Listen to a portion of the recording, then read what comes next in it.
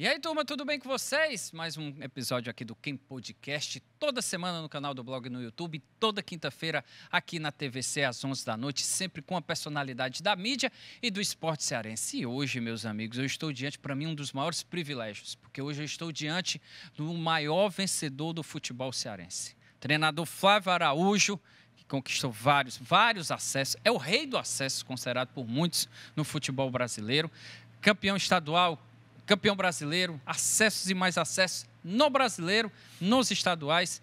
O homem é rei lá na Paraíba, no Piauí, no Maranhão, em Alagoas e, obviamente, lá no Cariri. E hoje está fazendo um trabalho espetacular no Iguatu. Vamos falar muito com o Flávio Araújo sobre isso. Professor, muito obrigado pela presença, que privilégio. Para mim, é uma satisfação, já tinha entrevistado você em outras oportunidades, mas para mim, depois de todo esse sucesso, campeão brasileiro no Sampaio Corrêa, campeão brasileiro no CSA, acesso e mais acesso. Muito obrigado, professor. Bom dia, obrigado, Mário, também você ter me convidado, né, para fazer parte do seu programa. Para mim é importante porque é uma divulgação, né? E você ser divulgado é importante porque ele enaltece um trabalho, né? E hoje, graças a Deus, nós estamos trabalhando no Iguatu e não enaltece só o Flávio, enaltece o Renan, preparador físico, o Hélito, preparador de goleiro, e todos os atletas do Iguatu e sua diretoria, né? Então, ontem nós tivemos uma grande vitória, conquistamos uma classificação com 2 rodadas de antecipação, e agora, nesses 2 últimos jogos dessa primeira fase, Mário, é segurar esse segundo lugar. Sem dúvida. Professor, vamos falar bastante do Iguatu, mas vamos também falar da sua carreira. Gente, eu não consegui decorar. Eu tentei decorar, mas eu não consegui realmente, porque são muitas conquistas. 2 títulos brasileiros, Série D em 2012 pelo Sampaio Corrêa e Série C em 2017 pelo CSA. 7 acessos de Campeonato Brasileiro, Icasa em 2009, América e Natal 2011, Sampaio Corrêa 2012, Sampaio Corrêa 2013, River do Piauí em 2015, CSA em 2017, o 13 em 2018. Fora os títulos estaduais. Só lá no Piauí tem 2 vezes com o Parnaíba, 2 vezes com o River, Barras, Altos. No Maranhão, 2 títulos. Aqui com o Icasa da Copa Fares Lopes 2021. Enfim, são muitas conquistas do professor. Professor, e uma dúvida que eu tenho. Fora os acessos estaduais, tá bom? De Série B para Série A. Então, são vários mesmo. Professor, a minha dúvida é o seguinte. Um currículo desse, por que não há valorização no próprio estado, no próprio futebol cearense? A que você acha que deve isso? Olha, Mário, essa questão de impaciência, falta de tolerância com os treinadores locais, estaduais, né? Isso também não acontece só no estado do Ceará, né? Acontece em todo o estado do Brasil. É praticamente uma palavra que eu não gosto de repetir, porque não tem nada a ver, mas é uma cultura, um hábito, né? De uma cidade no estado não tem uma tolerância com o treinador local, sabe? E já treinei Fortaleza, Ceará, Ferroviário, o Icasa, agora estou no Iguatu, Guarani, outros times também, né? E sempre com maior orgulho, com muita dedicação. Mas essa é uma realidade, é um fato, né? Mas isso não pode intimidar, Mário, o profissional, né? Não pode, o profissional não pode deixar de acreditar no seu potencial, no seu trabalho. Poxa, Ceará, Fortaleza é minha cidade, é a cidade que eu amo, que eu adoro, que eu moro. Mas eu vou procurar espaço em outro lugar e, graças a Deus, essa foi o meu dilema, né? Não dou certo aqui, mas dou certo ali. E muito certo mesmo. O Piauí e o Maranhão, obviamente, eu acho que ser campeão da Série C com o CSA, eu queria que você pudesse me dizer assim, desses títulos, é óbvio que até é injusto eu dizer que você escolha um, mas é óbvio que deve ter alguns que marcam bastante a sua carreira. Qual desses títulos mais marcou? Como você me observou, né, Mário? Assim, você não pode. Todo título tem seu brilho, né? Então você não pode escolher esse ou aquele, certo? Tem vice-campeonatos também do. Isso. O do River foi um negócio espetacular. Do River, do Sampaio Corrêa também, da Série C, né? Veja bem, né? Então, eu considero todos os títulos, Série C com CSA, que foi em cima do Fortaleza, 2 jogos, ganhamos o primeiro jogo aqui de 2-1, empatamos o segundo jogo em casa de 0-0. O Sampaio Corrêa também. Eu destaco do Sampaio Corrêa em 2012 porque foi invicto. Sem dúvida. Não perdemos um jogo. E isso é uma conquista assim, sensacional, né? Você conseguir um título sem perder um jogo, né? Então eu destaco esse aí. Que maravilha. Professor, a gente vai falar muito sobre futebol e tal. Hoje o futebol tem umas coisas, GPS, fisiologia, todo um trabalho que a elite usa muito isso, voo fretado, uma coisa assim que está bem distante ainda de uma Série C e, obviamente, de uma Série B. É muito difícil, Série B, Série C e Série D, obviamente. Você hoje trabalha num clube, no Iguatu, que dá uma estrutura para a Série D do brasileiro. Você passou por outros e tal. Eu queria que você me diga, essa realidade do futebol, esse distanciamento de uma elite para os outros futebol, atrapalha demais no desenvolvimento do treinador ou, pelo contrário, fortalece para você conquistar? Olha, eu não tenho voo fretado, eu não tenho hotel 5 estrelas, eu não tenho GPS para todos os jogadores e consigo fazer todo um trabalho e ainda conquistar resultados. O que é que chega para você sobre isso? Kempis, a sua pergunta foi muito válida, viu? Foi muito válida. Ninguém nunca tinha feito essa pergunta, não, mas muito válida. Veja bem, dá uma dificuldade maior não ter. Logicamente que dá, né? É você não ter um voo fretado, você não ter o repouso ideal, você não saber ali do quanto o atleta se movimentou dentro de campo, dá um trabalho maior. Aí cabe aos profissionais, ao treinador, preparador físico, fisiologista, ao fisioterapeuta, né? Arranjar métodos que possam saber ali quanta distância mais ou menos o atleta percorreu no jogo, como é que está o grau de fadiga dele após um treino, após um jogo, né? Mas temos que trabalhar para conseguir sair. Porque se a gente não fizer, a gente vai acabar estourando jogadores, né? Nós estamos na sequência, jogamos terça, jogamos ontem, né? Então agora nós temos 1 dia e meio de repouso, né? Estudado pelo preparador físico, pelo fisiologista do clube, pelo fisioterapeuta também, para que na terça tarde o nosso atleta volte em uma condição boa de treinamento. Então dá um trabalho muito maior, não ter tudo isso, né? Que é o ideal, né? Realmente isso é o ideal. O Fortaleza já atingiu esse nível, né? E é o ideal. Porque, por exemplo, você faz um jogo super corrido, como nós fizemos ontem, né? O ideal seria um repouso para você viajar no outro dia, almoçar e viajar. A gente já tem que viajar após o jogo, né? Mas aí a gente compensa com outras situações. Professor, e isso, essa dificuldade, obviamente... E, professor, eu estou falando da Série D, da Série C, da Série B, mas existe também uma diferença muito grande na própria Série A do brasileiro, na elite do futebol. Você vê o Palmeiras tem o próprio avião, enquanto que Criciúma, Fortaleza também tem uma dificuldade enorme. Cuiabá, então, assim, Cuiabá, e você já treinou lá, por sinal... Isso dentro do campo, professor, o que diferencia para os treinadores? O que isso machuca? O que se diz assim, pô, eu não tenho isso aqui, como é que eu vou conseguir vencer um adversário? Onde é que está o diferencial do time? Veja bem, o não ter isso aí prejudica principalmente na parte final do jogo, né? Ali a partir dos 20 do segundo tempo, porque o atleta que tem um repouso melhor, ele vai ter condição de correr mais, de jogar mais do que o atleta que já está cansado, né? Aí o fato, na minha concepção, a grande diferença está nisso aí, a partir do segundo tempo, né? Dos 15, 20 minutos, onde o seu atleta que joga muito bem, mas você já começa a sentir ele, o cansaço bater nesse atleta, né? Chegar nesse atleta. Aí você é obrigado a colocar, você tem que colocar o outro, já que você tem um grupo bom, né? Mas a grande diferença para mim é isso. Agora, quando começa o jogo, Mário, não. Agora, veja bem também atrapalha, porque muitas vezes o atleta não se recuperou do jogo anterior, o atleta de um clube menos estruturado, e o outro atleta do outro clube estruturado recuperou. Então, quando vão para o combate, os dois, o que está mais descansado, logicamente, que ele vai ter uma condição melhor de render, né? Mas aí entra a superação de cada atleta, a força interior de cada atleta, para superar essa dificuldade e supera, né? Logicamente que a competição, exemplificando aqui a Série A, né? A competição é muito longa. Aí vai favorecer mais aqueles mais estruturados. Esse é o diferencial, né, professor? Na minha concepção, sim. Perfeito. Professor, falando um pouco sobre Icasa, queria que você dissesse, o Icasa não conseguiu novamente aqui o acesso, você que fez gigantes trabalhos por lá e tal. Como é que você vê o Icasa? Como é que você está vendo aqui de longe? Você estava no Piauí, obviamente veio agora para o Iguatu, mas eu acredito que você consegue acompanhar alguns outros times e não tem como você falar. Eu não tenho como desassociar Icasa de Flávio Araújo. Nem eu. Porque foi o clube que me lançou, né? Isso. Como treinador, me deu a oportunidade. Eu joguei 5 anos seguidos no Icasa e pendurei minha chuteira em 97, 98 eu assumi como gerente de futebol. E na saída do treinador, a diretoria, de repente, de surpresa, me chamou para reunião, e nessa reunião já fui me colocando essa missão e graças a Deus agora em fevereiro desse ano eu completei 26 anos como treinador. Maravilha. E vou até 2028.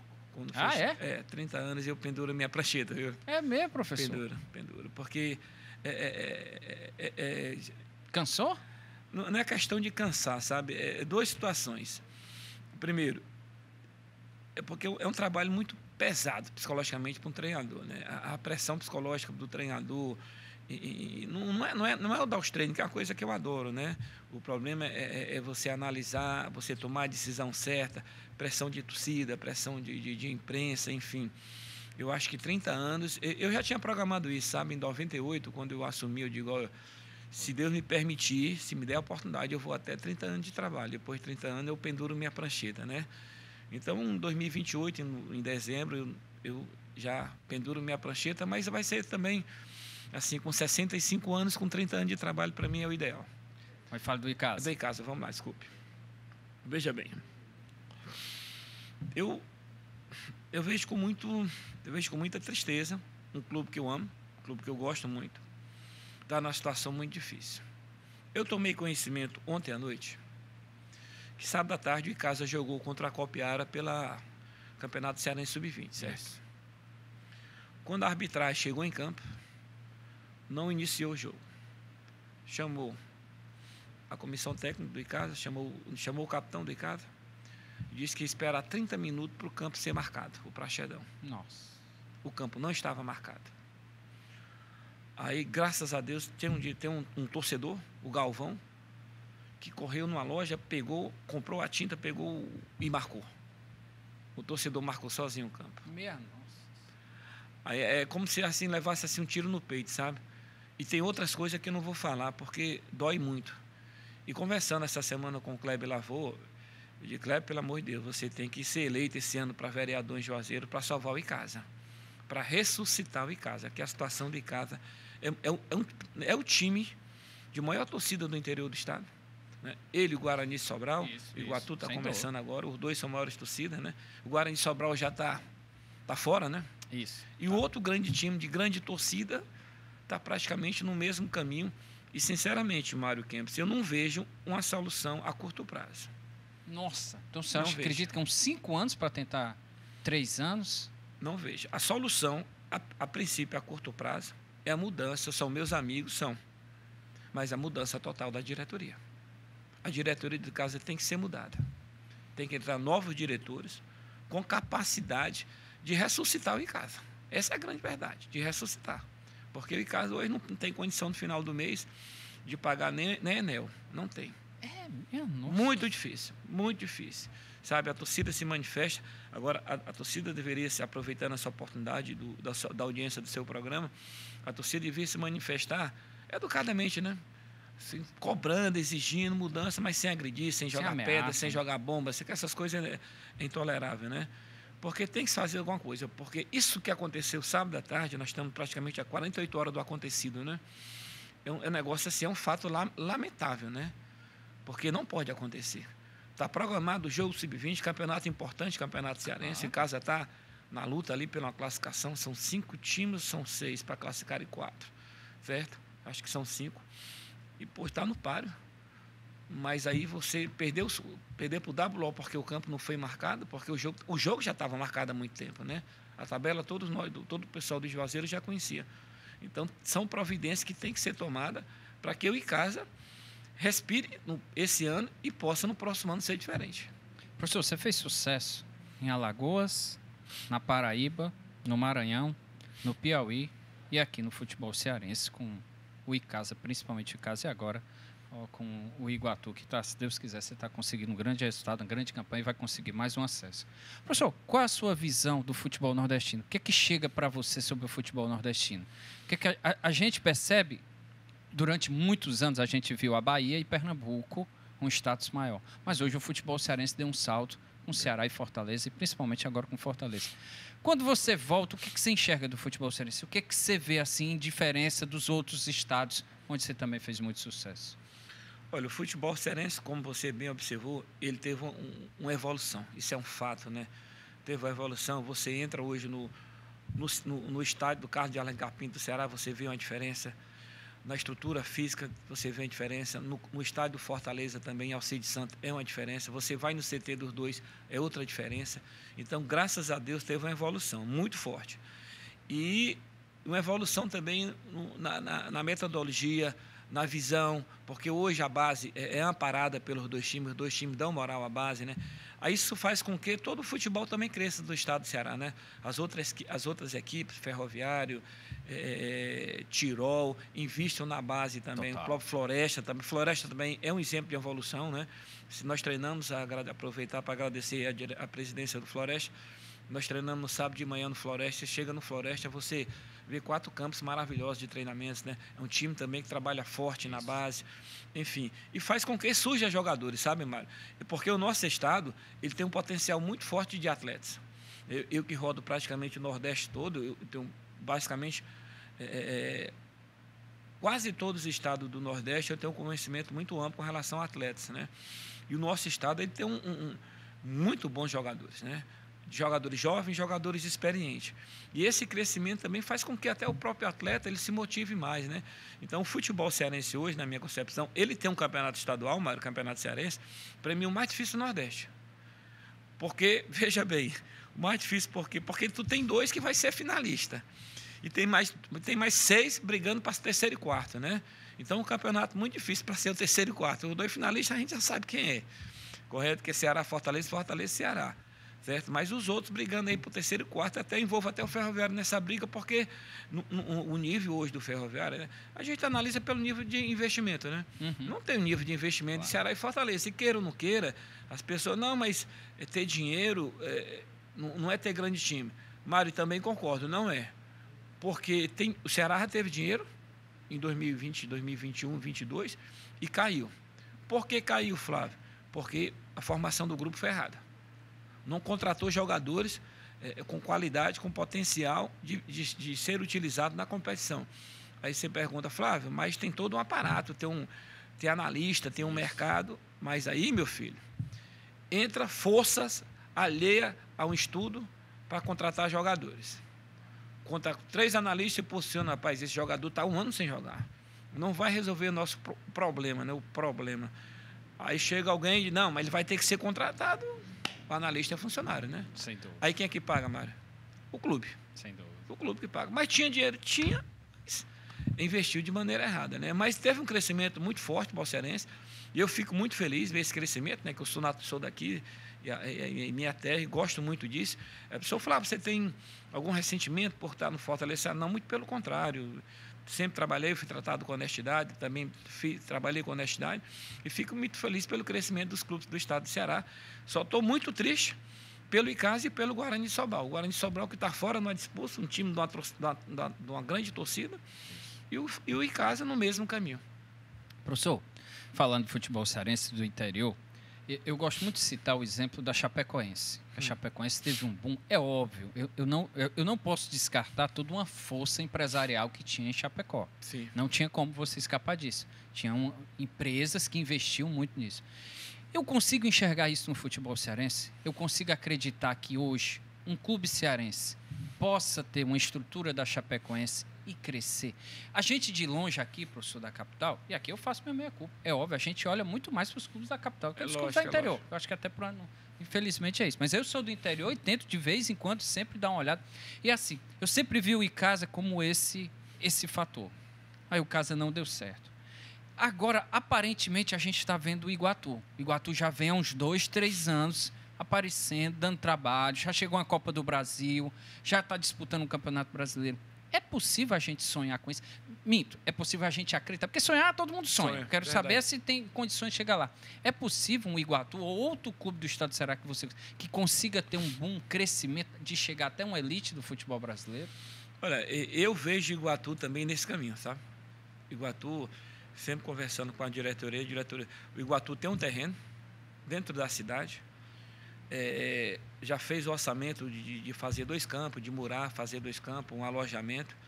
Tem um investidor, tem um patrocinador muito forte, né? Isso. Que é o Zeni, que patrocina, que confia, que acredita no Iguatu. Eu vejo o Iguatu nesse caminho, sabe? E uma diretoria muito séria com relação a cumprir seu dever, o que ele acerta com o profissional, ele paga. Tem muito medo, assim, evita muito causas trabalhistas, que é um ponto super importante, viu, Mário? Muito importante no time de futebol profissional, evitar a causa trabalhista. Pô, meu irmão, tu merece ganhar 200 mil, mas eu posso te pagar 25. Então, eu posso lhe pagar isso. Aí fica com você. Então, é importante. E uma equipe que paga rigorosamente em dias, o Iguatu, ele, no dia 20 de cada mês, ele paga 40% do mês, e no dia 2 ele paga 60%. Que maravilha. Tá entendendo? E que dá toda uma estrutura, para você ter uma ideia. O nosso jogo foi ontem, domingo, né? Nós treinamos na sexta de manhã em Iguatu, almoçamos e viajamos, né? Praticamente 48 horas de treino muito leve e repouso para o grande jogo de ontem, né? Dá toda uma estrutura profissional. E eu acredito muito que o Iguatu vai atingir isso aí, esse crescimento de uma estrutura de CT, de hotel dentro do CT, e brigar a nível regional e a nível nacional, né? Ele está classificado ano que vem, Tá. já tem um calendário para ano que vem, né? Maracanã, Iguatu e Horizonte, os três representantes. Se o Iguatu não subir, né, esse ano, ele está garantido na Série D do próximo ano. Iguatu, Maracanã e Horizonte. Então, assim, há já esse calendário, eu acho que ajuda muito. Ajuda. Você falou dos dirigentes, a gente vai falar do Iguatu, a gente vai voltar para falar muito mais outros assuntos, mas especificamente do Iguatu, o Iguatu parece que tem uma diretoria que acredita nesse conceito de treinador. O Washington ficou um bom tempo lá, fez um trabalho espetacular e agora está confiando em você. O seu trabalho lá também tem esse respaldo? O que eles falaram para você? Não, tem o respaldo, sim. Porque vai ter uma eleição agora para a diretoria, para presidente. Vai ter uma eleição para presidente, depois de definida a presidência do clube, que vai se tratar do próximo. De uma maneira correta, eu digo que não está correta, porque você não pode. E já vi casos acontecer, né? Se eu não estou enganado, foi no Corinthians agora. Sim, o Corinthians. Fizeram um contrato com o Mano, 2 anos para frente, se a diretoria acabava o mandato 3 meses. Não pode, né? Então, absurdo. Então, a diretoria do Iguatu foi muito sincera quando o presidente Otton Filho me contactou. Flávio, eu não vou fazer uma proposta para o próximo ano, que vai ter uma eleição para presidente agora. Então, a gente vai fechar por essa Copa, pela a Série D do Campeonato Brasileiro. Estamos analisando aí a questão também da Fares Lopes, certo? Eu digo, não, perfeito. Eu sou de acordo também. Tem que ser uma coisa certa, né? Porque, veja bem, muita gente pensa, Mário, que para atingir um ápice é rápido demais. Mas mas para atingir o ápice também pode ser rápido. Mas você tem que ter também cautela, tem que ter estrutura, tem que ter organização. E a diretoria do Iguatu, se eu não estou enganado, são 15 a 16, é um conselho, 15 a 16 pessoas. Eles têm muito essa preocupação de organização, sabe? E graças a Deus o Iguatu hoje é um time muito organizado. Dá para ganhar dinheiro, professor? Esses times do interior, esses clubes e tal, é possível eles conseguirem ganhar dinheiro? Porque a gente sabe que dinheiro, quando a gente fala dinheiro, é venda de atleta. Não dá para se acreditar em renda, em bilheteria, em direitos de transmissão. É muito pouco, tanto que o Iguatu receba. Série D nem paga. Campeonato Cearense é uma mixaria, porque o maior bolo fica tanto com Fortaleza quanto Ceará. Mas é possível revelar jogadores para conseguir receita e aí daí fazer uma estrutura maior e ir crescendo? É possível isso lá? O Iguatu esse ano implantou essa... Estava um pouco distante, mas graças a Deus é importante você começar, né? O Iguatu tem uma escolinha de 9, 11, 13 anos e começou pelo Sub-20, né? O Sub-20 tem a maioria dos jogadores de Iguatu e das cidades próximas, né? Tem uma casa de atleta para o Sub-20, está disputando o campeonato, joga hoje em Barbalha contra o Cariri, hoje à tarde pelo Sub-20, e tá tendo essa visão, sabe? Tem jogadores do Sub-20 que eu já convoco para jogos da Série D. Você já está chamando? Já estou jogando. Tem um zagueiro, o Murilo, que vai jogar sábado contra o Santa Cruz, certo? Então, esse é o caminho, como você falou. Tem que ser... O que dá dinheiro é você investir na base, né? Logicamente que o poder de investimento do Iguatu é diferente do Ceará e Fortaleza, nem se compara, né? Mas é um time, e é um dos poucos times do interior que tem alojamento para garoto de base, né? E hoje nós temos, né? Temos ali, eu não sei a quantidade correta, mas com certeza são mais são 10 a 12 jogadores que já moram, que já fazem alimentação, café, almoço, janta e lanche, tá entendendo? E já treinam como profissional. É um ponto importante para responder na sua pergunta de chegar e começar a revelar jogadores. Professor, porque a gente sabe, né? O futebol, o que é praticado pelo Iguatu, pelo Icasa, é praticado pelo Fortaleza e pelo Ceará. Sim. Tem que ter estrutura, tem que ter tudo isso. E a gente sabe que revelar jogadores é, sem dúvida alguma, isso não é só privilégio não é só um sonho, algum objetivo do Iguatu, não. Clubes grandes, o Flamengo sobrevive Disso. a venda de jogadores. Palmeiras também. Palmeiras hoje, quase R$1 bilhão de reais com venda de jogadores, porque sabe que é o que movimenta a equipe. Direito de transmissão, beleza, mas o gasto é tão grande, tão gigante, que eles precisam da venda de atletas para sobreviver e, obviamente, para ter muito lucro. E aí eu pergunto, dava para ser, por exemplo, o Iguatu... Eu não vou dizer parceria, mas, pô, um time comandado por você ter garotos do Sub-20, aí você fazer com que o Fortaleza e o Ceará vão lá no exterior contratar jogadores, garotos da base, com garotos da terra podendo fazer isso. A minha pergunta é a seguinte, é possível isso também, professor? Esse lado de revelar jogadores ali no Iguatu e dar uma preferência, não, ser mostrado assim, ó, Ceará e Fortaleza, vocês estão vendo o que tem aqui? Veja bem, eu antes de trabalhar no Iguatu, o Jorge Veras, né, que é meu amigo... Grande Jorge Veras. Hoje ele trabalha antigamente ele era olheiro, hoje é captador. O Jorge Veras hoje é captador do Fortaleza, né? Isso. Então, quando eu vejo algum garoto com potencial novo, aí eu já entro em contato com o Jorge. Jorge, tem um goleiro aqui no alto, você tem 16 anos, 1,85 m. Aí vou te mandar umas imagens dele, você vê, aí você leva, aí o Jorge leva para o pessoal do Fortaleza analisar, né? Porque eles têm muito analista para analisar. Então, eu já faço isso. Por que eu faço isso? Flávio, mas por que você só faz só com Fortaleza? Não, quando tinha um amigo meu no Corinthians também, eu fazia com ele. E com o Ceará, não, porque o Ceará é o seguinte, eu perdi o contato total, eu não tenho um contato com mais ninguém do Ceará, né? Infelizmente, muda muito, eu não tenho perdido esse contato. Mas qual é a razão maior, Flávio? Aí eu respondo, Mário. Eu joguei todas as categorias de base, joguei todas. De 13 ao 20, eu joguei todas as categorias, né? Então, eu sou um cara que eu tenho eu vejo quando eu vejo aqueles garotos, eu me vejo, né? Sem dúvida. Sonhando, pensando em ser um jogador profissional. Então, eu joguei todas as categorias de base do Ceará. Joguei toda no Sumov, no futsal. Só não joguei no adulto, foi como o Ceará encostou em mim, eu fico no Sumov, eu fico aqui. Aí tive que ficar no Ceará. Então, eu gosto muito de olhar para o jogador da base. Quando eu vejo um talento, pode ser no campo da esquina, pode ser no asfalto, eu já procuro informação, procuro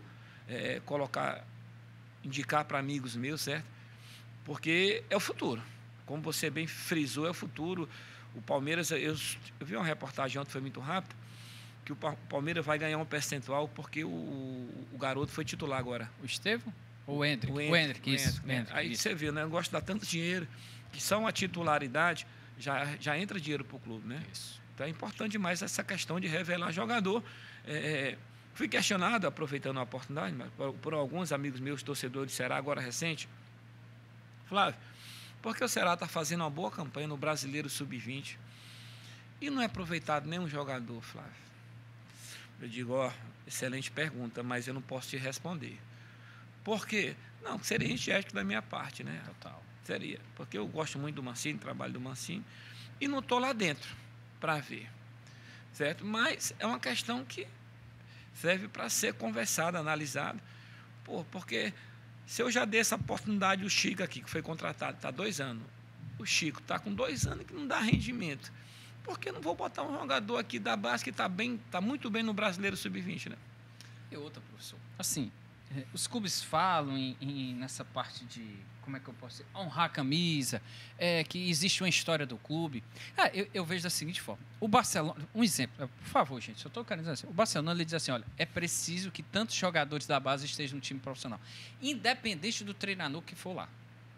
É uma norma. É uma norma. E tem que ser cumprida. Isso, tem que ser cumprida. O Sandro, que é o gerente de base do Ceará, veio aqui, deu uma entrevista junto com você semana passada, pode ver, quem quiser pode ver, está no canal do blog no YouTube, foi transmitido há pouco também aqui na TVC, quinta-feira passada, professor. Ele diz o seguinte, cara, a gente faz todo o trabalho de tentar revelar jogadores e tal. Mas existe um momento que aí a gente não pode fazer nada, que é a partir do profissional, que é o treinador. Ele deu até o exemplo do Eduardo Barroca. Ele chegou e disse, cara, o Barroca ia ver, ele treinava de manhã com o profissional e à tarde ia lá para a cidade de Vouzão para acompanhar os jogadores. Importante. Então, assim, existe um momento em que o treinador fala o seguinte, ele escolhe, esse, um ou outro. Então, assim, não existe a regra de dizer assim, rapaz, eu não quero saber, você tem que colocar, você tem que acompanhar, alguém vai dizer para você que eu tenho 2, 3 jogadores bons. Então, às vezes, o que falta também é uma imposição do clube para determinados treinadores. Muita gente critica o Vojvoda, porque o Vojvoda não dá tantas oportunidades para a garotada da base. Mas ele levou o Kevin, o Cauã, beleza. Foi porque realmente não tinha como mais segurar. A prova maior é que o Kevin foi convocado para a seleção venezuelana. Porque não tinha como você segurar, como ele se destacava bastante. Então, há realmente isso que você fala, quando você foi questionado por seus amigos aí do Ceará, existe um trabalho feito, realmente existe um trabalho feito, mas você depende de um treinador. E aí, professor, quando você fala, eu gosto de olhar um ou outro jogador, às vezes o que falta é isso mesmo, sabe? Dos treinadores, os que estão profissionais, ter esse olhar também. Mas você deu a solução. E eu, quando for presidente, eu não vou dizer qual vai ser o time, a minha solução vai ser essa que você acabou de falar, imposição. Quando eu for contratar um treinador, jamais eu vou dar opinião no seu treino, no seu jogo, jamais. Mas no seu grupo de atletas que vai treinar diariamente, você vai escolher 5 jogadores do sub-20. Isso. Se você só vai botar para jogar ou não, aí eu não sei, é para você. Mas eu quero 5. Mas por quê, Flá? Porque ele no trabalho profissional todo dia, ele vai evoluir. Ele trabalha no profissional, chegar no final de semana, ele joga pelo sub-20, sem problema. Mas eu quero 5 aí dentro. Professor, o Pedro Lima agora, do Sport Recife, ele foi vendido... Sim. Vendido por 70 milhões de reais. É a maior venda da história do futebol do Nordeste. Foi para a Rússia, né? Não, foi para o Southampton, lá da Inglaterra. Professor, olha como foi a história aqui. O Pedro Lima estava se destacando no Sub-15, e foi convocado para a seleção brasileira. O que foi que o Sport disse? A partir de hoje, esse rapaz chegou no Sub-17, ele começa a jogar no profissional. Do 17, professor. E aí ele foi sendo convocado. 17 ele já foi para o profissional. Existia uma norma, pelo menos foi o que eu soube, não tem conversa, tem que botar esse rapaz aqui. Porque o Sport sabia que o garoto tinha potencial. E está aí a prova maior. Olha uma visão que o clube teve, espetacular. E isso acho que serve para todo mundo. Serve. Você ter. É óbvio que existe um preconceito ainda lá da parte de baixo do mapa para a gente. Só para você ter ideia, eu analisei 10 convocações de base da seleção brasileira. Apenas um foi convocado. 10. Eu li 10. De todas as categorias? Todas as categorias de base da seleção brasileira. Apenas um do futebol nordestino. Justamente o Pedro Lima. Então, assim, se houvesse um ganho maior, se houvesse um olhar maior... Não, sem problema, professor. O professor está aqui. Inclusive, Tadeu, por favor, enquanto está tocando o celular, você puder trazer só mais um copo com água aqui para o professor? Pode entrar aqui, não tem problema não. Nós estamos, todo mundo sabe aqui e acompanha como é. Então, professor, desses jogadores, um que foi o Pedro Lima. Então, assim, se você não colocar uma imposição, não tem como. É como se fosse uma cota. Verdade. Ou você coloca ou não vai ter. Porque o treinador, entenda, eu não estou querendo desmerecer o trabalho do treinador. Eu estou entendendo. Eu entendo. Pô, gente, eu estou aqui na corda do pescoço, eu preciso ganhar. Aí você quer que eu confie aqui 2 garotos da bola, se eu queimar esse menino. Mas se vier uma regra, ele já vai adaptar. Ele já consegue fazer uma adaptação maior para colocar o time. Mari, eu acho que antigamente, quando eu era do Sub-20, tinha-se muito essa preocupação. Não, mas o Ceará não está bem, botar um garoto de 18 anos para jogar e tal. E teve um treinador que chegou do Rio, Lula, ponta esquerda, jogou Fluminense Internacional.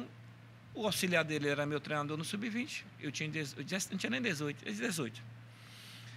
Aí o Lula me viu jogar para profissional. Aí chegou um diretor, Lula, rapaz, vou queimar. Não, negócio de que? Aí me chamou, falou, você tem medo? Eu digo, não, eu jogo no campo com areia, no campo da Piedade, 1º de maio. Areia batendo no meu joelho, eu vou ter medo de jogar no Castelão. Entendeu? Eu acho que tem que ter isso também, sabe, Mário? Essa questão que se fala, não, mas eu acho que um diretor profissional não pode vir com esse argumento de queimar o menino. Queima não, meu irmão. Se não for bem, ele tem um tempo de se recuperar. Total. Aí você botar um jogador que a torcida não aguenta nem ver. Isso. Bota o menino para jogar. Agora, veja bem, mano, essa questão que nós acabamos de falar. Bota ele dentro do elenco profissional, bota ele dentro do grupo, pô. Para conviver. Para conviver, para trabalhar, para repetir. Entendeu? Mas tem que ser assim, né? Mas, infelizmente, veja bem, a gente sabe que hoje no futebol profissional, quem comanda o futebol profissional é o presidente, o diretor do futebol do clube. Aí tem os contratados, né? Tem o executivo, tem o gerente, tem o treinador. Né? E o coordenador, mais ou menos 5, 6 pessoas, né? Aí veja bem, na minha concepção, por mais leigo que seja um presidente, um diretor do futebol, mais leigo que seja do futebol profissional, eles têm que ter, digamos assim, força, poder para impor. Não, mas esse chega um executivo, não, mas esse menino aqui não sei o quê, doido para... Não vou dizer que são todos, não, claro, não são. Claro. Não são. Doido para trazer uns 3, 5, 6, está entendendo? Que vai ter um retorno financeiro para ele. Isso é um fato. Isso é um fato no Brasil. Muitos times têm executivo que, não vou citar nomes, tem pessoas, alguns executivos amigos meus vão ficar até chateados, que são amigos, são pessoas corretas, seríssimas, certo? Mas tem muitos que não são. Aí o clube cai, o clube com poder, super poder de investimento cai, por quê? Aí a torcida vai bombardear o presidente, mas o presidente também está errado, porque era meu diretor de futebol, meu executivo contratado. Você trouxe um cara que está entendendo, né? O que é que eu faria? Fora, está demitido. Claro. Tem que ser assim. Mas não, aí fica. Aí também tem outras coisas também pelo meio. Aí o time acaba sendo rebaixado, a torcida fica humilhada, né? Que é quem mais sofre. Eu sempre falo para os atletas, torcedor não me ama, não me ama vocês, não. Eu amo o nosso rendimento. Ele ama mesmo o clube. Total. Ele ama o escudo do clube, ele ama o clube, a bandeira do clube. Iguatu Azul, ele ama a bandeira do Iguatu. Ele ama o nosso rendimento. A partir do momento que a gente não traz rendimento, nós vamos ser cobrados, né? Então, é assim, essa questão dos garotos na base é uma coisa que eu sinto falta, sabe? Eu aplaudo essa estrutura, investimento de Ceará e Fortaleza, mas sinto falta dos meninos ali, pelo menos compondo uns treinamentos, um trabalho. Se não for lá... Porque é o seguinte, né, Mário? Tem atleta que, quando você coloca para trabalhar junto com o profissional, tem atleta que requer um tempo, isso é um fato. Mas tem atleta que de imediato pode resolver. Né? Esse menino da seleção Venezuela que acabou comigo no 5-0 Fortaleza, ele joga muito, pô. Ele joga muito, né? Então, vai esperar o quê? Para lançar o menino? Não, já lança, né? Como o Voivoda lançou. Isso. Professor, saindo um pouco aí dessa área, queria que você me falasse aqui, porque você treinou o Fortaleza em 2011, você foi lá no Cearense, acabou não completando, aí você vai, sabe para onde? Para o América de Natal. Uhum. O Fortaleza padece numa Série C, sofrimento, e você leva o América de Natal para o acesso lá em 2011. Ficamos no mesmo grupo. No mesmo grupo aqui. Você ganhou os 2 jogos aqui, foi 4-0 lá, se eu não me engano. Foi a estreia aqui, nós vencemos de 2-1, Fortaleza 1-0 nós viramos, e lá foi 4-0 ou foi 4-1, uma coisa assim. Exatamente. Professor, isso de alguma forma, isso motiva algum... O trabalho do treinador também passa por essa motivação, dizer que, pois aquele time não me quis, e hoje eu estou aqui em outro e consigo. Existe essa motivação do treinador ou isso é mais conversa de bar? Vou ser sincero. Existe. Para mim, não. Mas existe por vários. Não tive oportunidade ali. Não, Flávio, não. Eu vejo de maneira diferente. E me deu a oportunidade. Se eu não satisfiz o que ele esperava, a vida segue. Mas eu não vou, pelo contrário, eu não vou ter raiva de quem me deu a oportunidade. Jamais, pelo contrário. Agora eu vou ter que trabalhar muito no outro clube para voltar para um clube do nível do que me demitiu, certo? Então, a motivação... Tem uma frase do Edson Queiroz que eu acho fantástica, sabe? A vida você vai tropeçar muito, mas você tem que ter força, acreditar em si para dar a volta por cima, não com ódio, mas sempre com satisfação, com amor para trabalhar e dar a volta por cima. Hoje eu sou um cara que... Tem um cara ali da imprensa ali que... Experiente, Flávio Araújo. O meu treinador opositor... Eu tenho 61, o meu treinador opositor tem 66, eu tenho 61. Aí ele chamou de experiente só eu, o outro não chamou, não. Porra, gosta muito de mim. Não, mas graças a Deus eu sou experiente mesmo. Não deixa de ser. Professor, você fez sucesso lá no Sampaio Corrêa, você fez sucesso no América de Natal, você fez sucesso no CSA. O que está acontecendo com esses 3 clubes, professor? O que foi que houve que esse time... Pô, o Sampaio, cara, há pouco tempo... Trabalho espetacular do Léo Condé, né? Foi, em 22, quase sobe, mas foi para uma groinha de nada, quase sobe, e hoje o Sampaio... Professor, isso é política? Me digam, eu queria que você fosse muito sincero comigo. Isso tem alguma coisa, isso é muito política? Ou realmente é incompetência de algumas pessoas? Incompetência. Incompetência. Porque na hora de formar um grupo, Mário, poxa, tem que ser limitado ali as pessoas que vão fazer parte da montagem do grupo. Você também não pode dar poder só para um treinador montar um grupo. Sou contra. Sou contra. Você não pode dar poder só para o executivo formar um grupo. Também sou contra. Tem que ser o treinador, o executivo, o presidente, o diretor do futebol, essas 4 pessoas. Sabe? Aí o que é que aconteceu, na minha visão, nos 3 clubes, né? No Sampaio, no América e no CSA. Na hora de formar um grupo, aí pega-se muita corda de empresário. E tem demais. Demais. Veja bem, o empresário é vital para o futebol? É vital. No meu tempo não tinha empresário, não, hoje é vital, Mas só que o empresário não ama o clube, não. Ele quer colocar seu jogador. Quando o empresário chega, Flávio, esse jogador aqui é diferenciado. Diga para meu amigo, velho, não vamos perder a amizade, não. Não diga isso para mim, não, porque diferenciados são pouquíssimos, né? Diga que ele é um bom jogador que eu sinto mais fé, mas diferenciado não é. Então, na hora de formar o grupo, esses 3 times começaram a errar demais. E quando se erra demais, o que acontece? Aí vai o rebaixamento, né, Mário? Aí é rebaixado, porque a pior coisa do mundo é ser rebaixado com dívida, viu, Mário? Isso eu imagino. É rebaixado. Não, traz que o cara vai salvar a gente. Pô, o cara jogou muita bola, o cara atualmente não está jogando, o cara é muito caro. Não, mas vai resolver como se está com um ano que o cara não resolve, Mário. Vai fazer milagre aqui? Não vai. Aí contrata o cara, não tem condição de honrar, aí justiça, contrata outro, não paga, aí rebaixamento com dívida é a pior coisa do mundo para um time profissional de futebol. Ou seja, é uma incompetência para montagem, uma incompetência para administrar também. Perfeitamente. A administração da montagem, na administração da manutenção do grupo e da lapidação, né? Vamos chamar assim, nós precisamos, um machucou, nós estamos só com 2 beiradas, um beirada do lado direito, nós precisamos de outro beirada do lado direito, precisamos. Mas também você não pode contratar qualquer um. Total. Não pode. Professor, empresário, quer dizer que chega muito para você?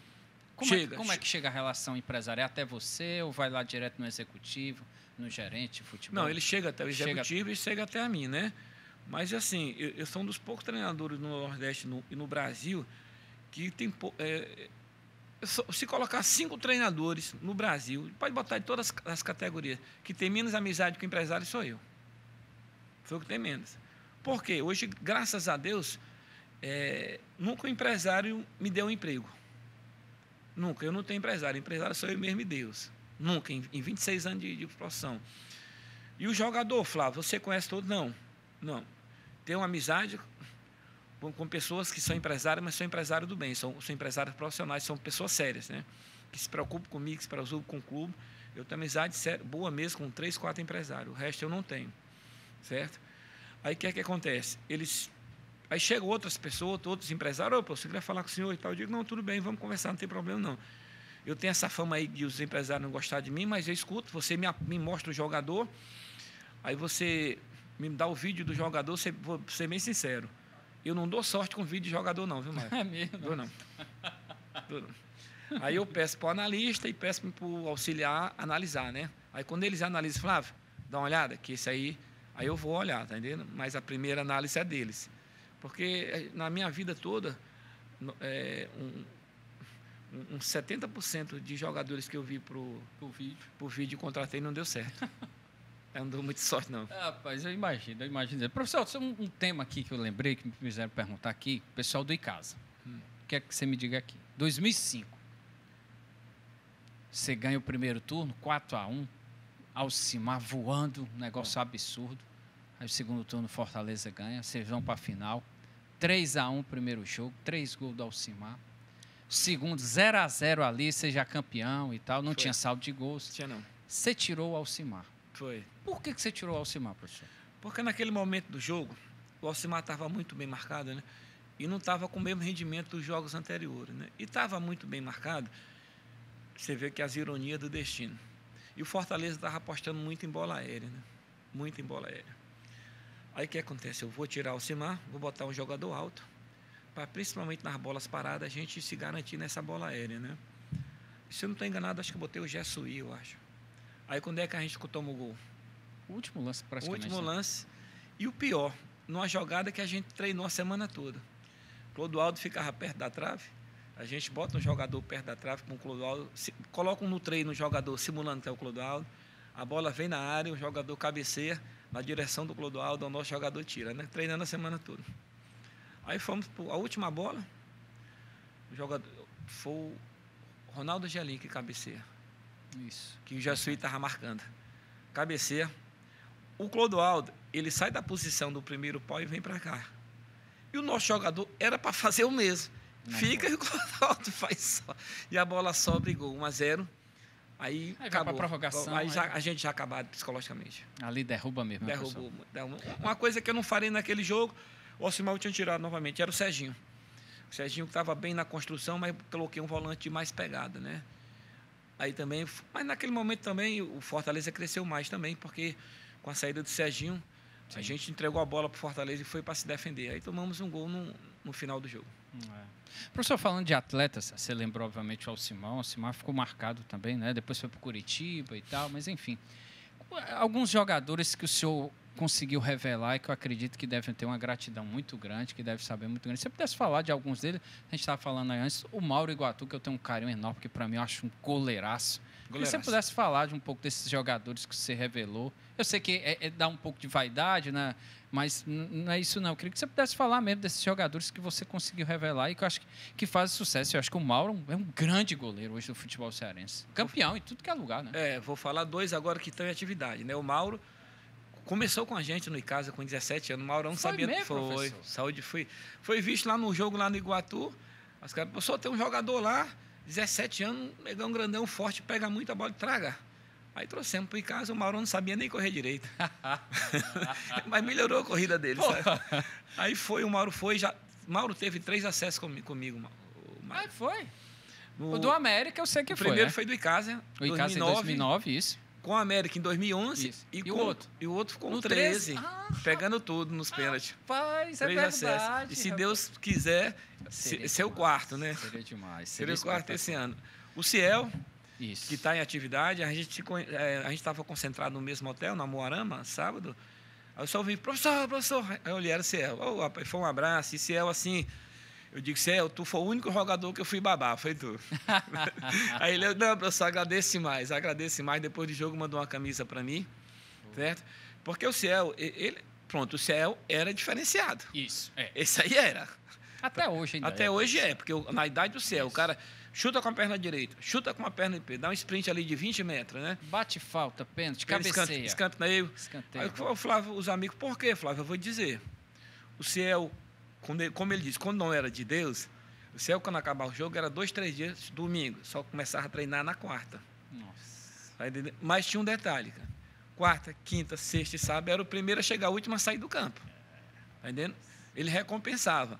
E também pelos gols, né? Sim. Teve o gol. Teve um jogo assim na quinta e outro no domingo. Aí acabou o jogo na quinta, eu digo, vixe, Maria Kleber, aí nós estamos ruim. Concentração começava na sexta. Aí sexta à tarde, o Ciel não apareceu. Aí me deram notícia que ele estava no bar lá perto do Romeirão, né? Aí quando acabou o treino, eu peguei o carro, peguei meu assistente técnico, que era o Hélio, peguei o supervisor, que era o Clécio. E fui lá no bar. Aí chegamos, quanto é que estava? Pegamos, já botamos ele no carro, pegamos a força, botamos no carro. Aí levamos lá pro hotel, pro Recanto da Lagoa. Colocamos ele dentro do quarto, fechamos a porta por fora. Só saiu no sábado do café para amanhã e fez 3 gols no domingo. Foi mesmo? Foi. Não era diferente, né?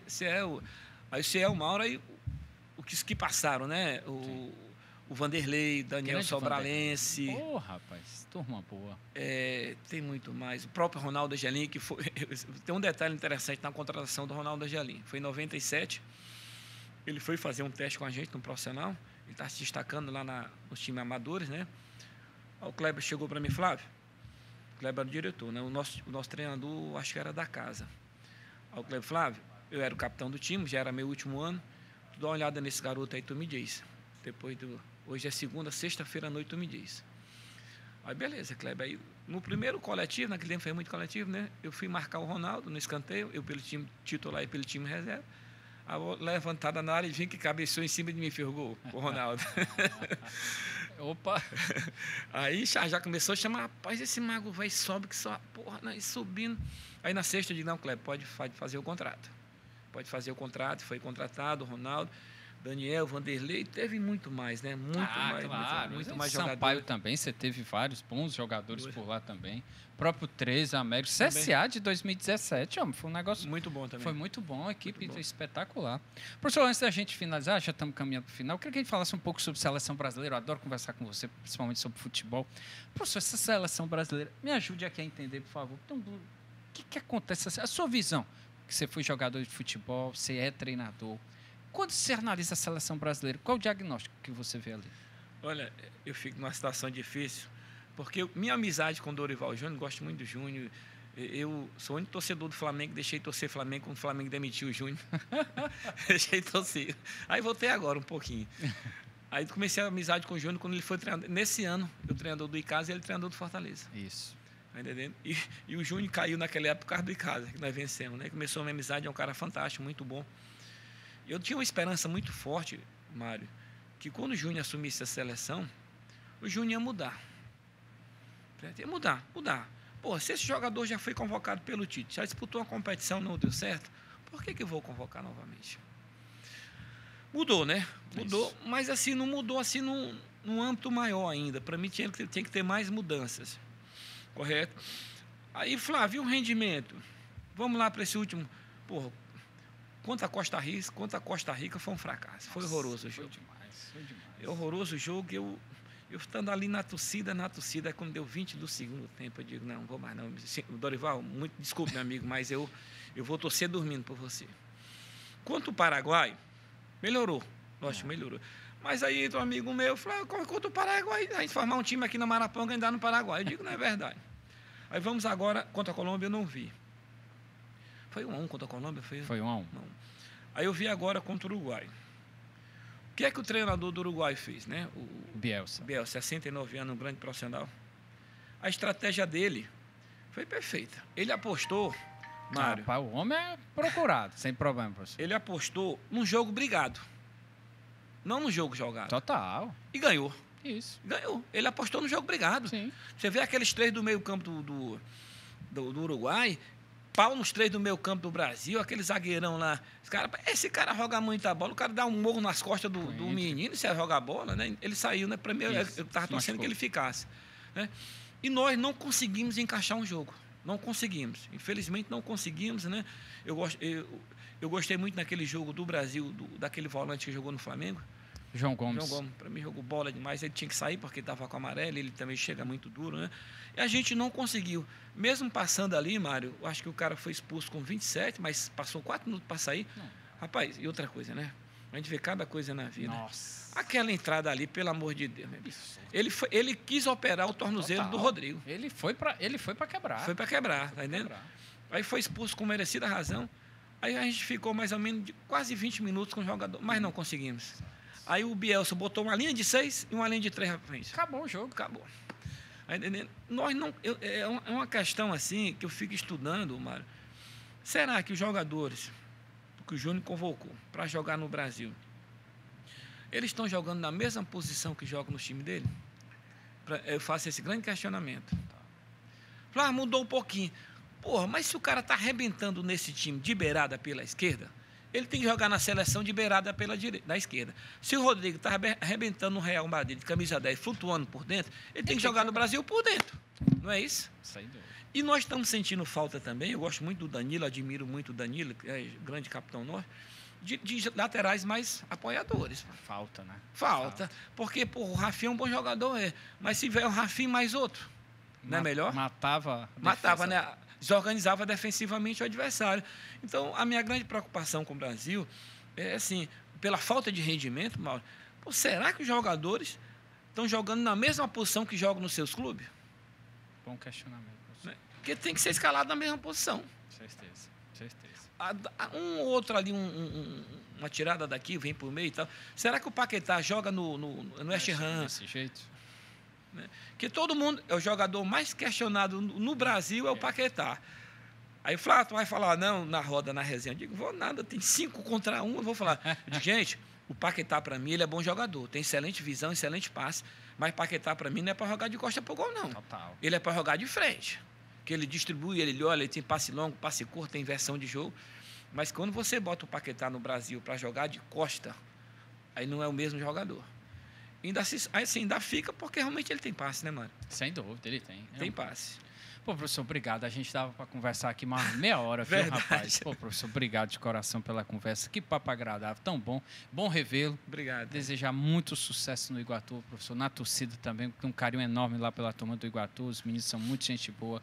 Feliz mesmo porque você aceitou o convite. O Washington foi lá para o Piauí, você foi. Que você consiga mais um acesso. Que você permaneça com o Iguatu ano que vem para você levar. E quem sabe realizar aqui a nossa conversa aqui de levar o Iguatu o mais longe possível. Se Deus quiser. Nós conseguimos a primeira meta, né? Que a nossa meta é grande, né, Mário? Eu sempre falo para os gente, a nossa meta tem que ser grande. Quando a meta é grande, eu me empenho mais, vocês se empenham mais. Não é só classificar para a segunda fase, não, meu irmão.